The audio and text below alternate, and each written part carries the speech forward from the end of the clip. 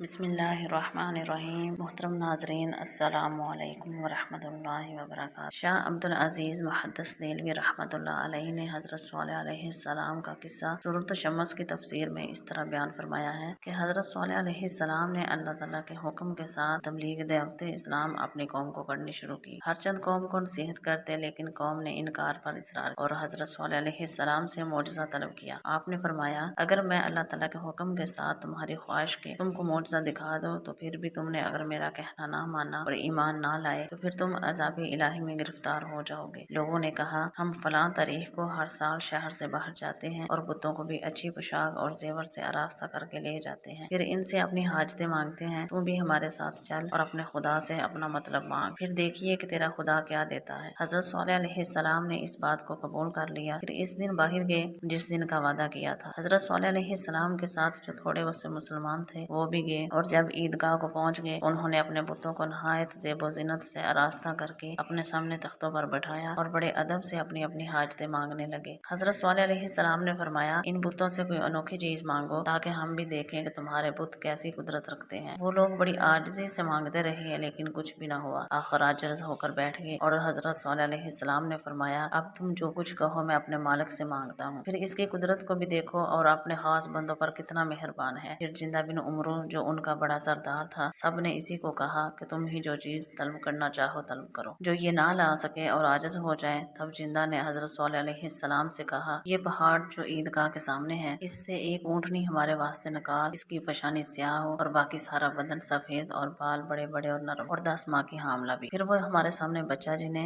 اور وہ بچہ بھی اسی کی مانند ہو، شکل اور رنگ میں بھی۔ حضرت صالح علیہ السلام نے دوبارہ اسلام کے بارے میں ان سے وعدہ لیا۔ سب نے اقرار کیا کہ ہم ضرور ایمان لائیں گے۔ حضرت صالح علیہ السلام مسلمانوں کو پتھر کے پاس لے گئے اور 2 رکعت نماز ادا کی، پھر خدا کی بارگاہ میں دعا کرنی شروع کی اور مسلمانوں کو کہا، تم میرے پیچھے کھڑے رہو اور میری دعا پر آمین کہو۔ قوم سمود کے سردار اور تمام لوگ ارد گرد کھڑے ہو کر تماشا دیکھ رہے تھے کہ کیا ہوگا۔ خدا کی قدرت اچانک اس پہاڑ سے چلانے کی آواز آئی، جس طرح بچہ جننے کے وقت جانور آواز نکالتے ہیں اور فریاد کرتے ہیں۔ قدرت خدا سے وہ پہاڑ پھٹا اور ویسی ہی اونٹنی نکل آئی جیسی وہ طلب کرتے تھے، جیسا کہ فرمان ربی ہے، بے شک آ چکی تمہاری طرف یہ واضح دلیل تمہارے رب کی طرف سے، یہ خدا کے نام پر چھوڑی ہوئی اونٹنی ہے، تمہارے لیے ایک فیصلہ کن نشانی ہے، بس اس کو کھلا چھوڑ دو کہ خدا کی زمین میں جہاں چاہے چرے چگے، اس کو کسی قسم کا نقصان نہ پہنچاؤ ورنہ تم کو دردناک عذاب آ پکڑے گا۔ اس ماجرے کو دیکھ کر سب لوگ ایک ہی آواز کر چکے کہ صالح علیہ السلام کا معبود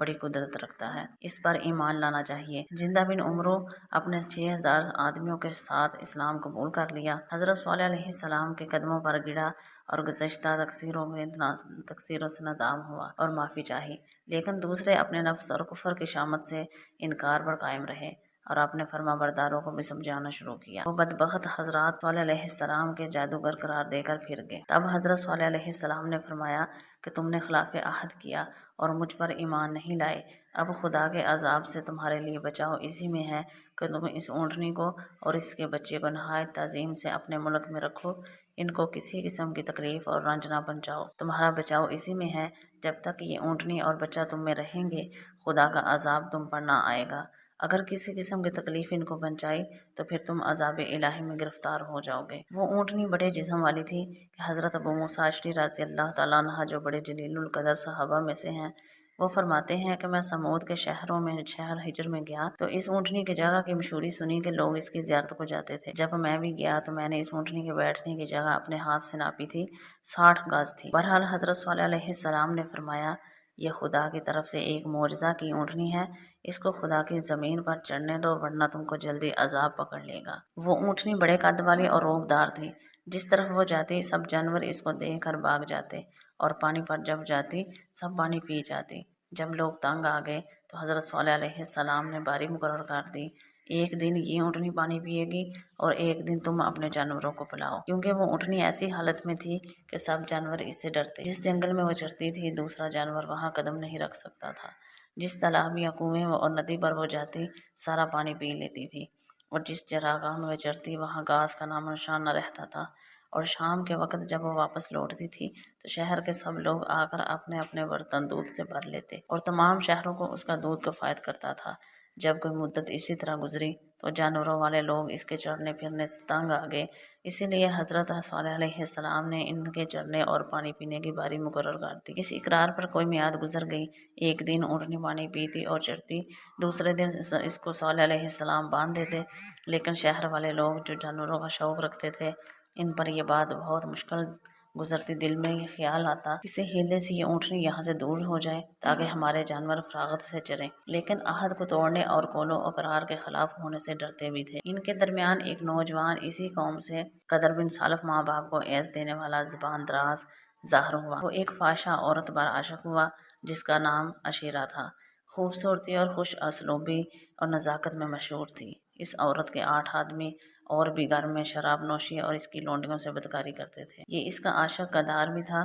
ایک دن قدار نے اس عورت سے کہا، کب تک یہ اشنائی چوری چھپے رہے گی؟ کھلا مجھ سے نکاح کرو، عمر بھر ہنسی خوشی سے گزارے۔ اس بدکار عورت نے کہا، اگر تیرا اس بات کا خیال ہے تو ایک فرمائش میری ہے، اگر اس کو بجا لائیں تو میں اپنے مال و متاع اور لونڈیوں کے ساتھ تیری فرما بردار ہو جاؤں گی۔ اور وہ فرمائش یہ ہے کہ اس اونٹنی کو جس نے مجھ کو اور تمام شہر والوں کو رنج اور بلا میں ڈالا ہے اور تمام جانوروں کی بھوک پیاس کے عذاب میں گرفتار رکھا ہے، کس طرح ہو اس اونٹنی کو مار ڈال اور اس کی کونچی کاٹ ڈال، ہم سب اس بلا سے نجات پائیں۔ اس عورت کے اور لوگوں سے زیادہ جانور تھے، اس کی خواہش تھی کہ یہ اونٹنی دور ہو جائے، اور اسی طرح ایک دوسری مالدار عورت نے اپنی بیٹی کو لالچ دے کر ایک نوجوان کو اونٹنی کے قتل پر آمادہ کیا۔ غرض یہ ہے کہ اس غدار نابکار اور مستحق نے اس ادنا اور حسین کام کے واسطے ایسے بڑے گناہ کرنے کا اقرار کیا اور اس اونٹنی کے قتل کی تدبیر میں کوشاں ہوئے، اپنے یاروں اور اشناؤں کو بھی اس کام میں اپنا رفیق بنایا۔ پھر ایک دن ایک تنگ گلی میں جو اس اونٹنی کے آنے جانے کا رستہ تھا، گات میں بیٹھے اور اپنے یاروں کو بھی بٹھایا۔ جس وقت وہ اونٹنی چراگاہ سے واپس لوٹی تو انہوں نے اس اونٹنی کو قتل کر دیا۔ اس بات کو سن کر سب شہر والے بہت خوش ہو گئے۔ اس کا گوشت سب شہر والے تقسیم کر کے اپنے اپنے گھروں کو لے گئے۔ پیچھے سے جب اس اونٹنی کا بچہ آیا تو وہ اپنی ماں کو حالتیں دیکھ کر بھاگا، اس پہاڑ پر جا چڑھا جہاں سے اونٹنی پیدا ہوئی تھی۔ یہ خبر حضرت صالح علیہ السلام کو پہنچی تو انہوں نے افسوس کرتے ہوئے باہر نکلے اور شہر والوں کو فرمایا کہ تم نے خدا کے عذاب کو اپنے واسطے منگوایا ہے، اب بھی بچاؤ کی ایک صورت یہ ہے کہ میرے ساتھ چلو اور اونٹنی کے بچے کو اپنے شہر میں واپس لاؤ اور اس کو خوش رکھو تاکہ تم کو پروردگار عالم عذاب سے بچائے۔ غدار اور دوسرے کافروں نے اس بات کو نہ مانا اور اس کی حقیقت کو بھی نہ جانا۔ پھر حضرت صالح علیہ السلام اور مسلمانوں کی اونٹنی کے بچے کو لانے کے لیے پہاڑ پر گئے۔ جب اونٹنی کے بچے نے حضرت صالح علیہ السلام کو دیکھا تو 3 دفعہ آواز نکال لی اور وہ پتھر پھٹ گیا جس سے اونٹنی نکلی تھی، تو وہ بچہ اس پتھر کے اندر گھس گیا۔ پھر حضرت صالح علیہ السلام افسوس کرتے ہوئے واپس آئے اور لوگوں سے آ کر کہا کہ تم نے اپنے لیے خرابی اپنے ہاتھوں سے پیدا کی ہے۔ اس اونٹنی کے بچے کے 3 آواز نکالنے کی تعبیر یہ ہے کہ تم 3 دن کی مہلت ہے خدا کے عذاب سے۔ پہلے دن تمہارے منہ زرد ہو جائیں گے، دوسرے دن سرخ ہو جائیں گے اور تیسرے دن سیاہ ہو جائیں گے۔ بدھ کے دن اونٹنی ماری تھی اور جمعرات کو صبح لوگ بیدار ہوئے تو سب کافروں کے منہ زرد تھے۔ پھر سب کی یقین ہوا کہ حضرت صالح سچے تھے۔ اس شہر میں 9 آدمی تھے۔ یہ 9 آدمیوں نے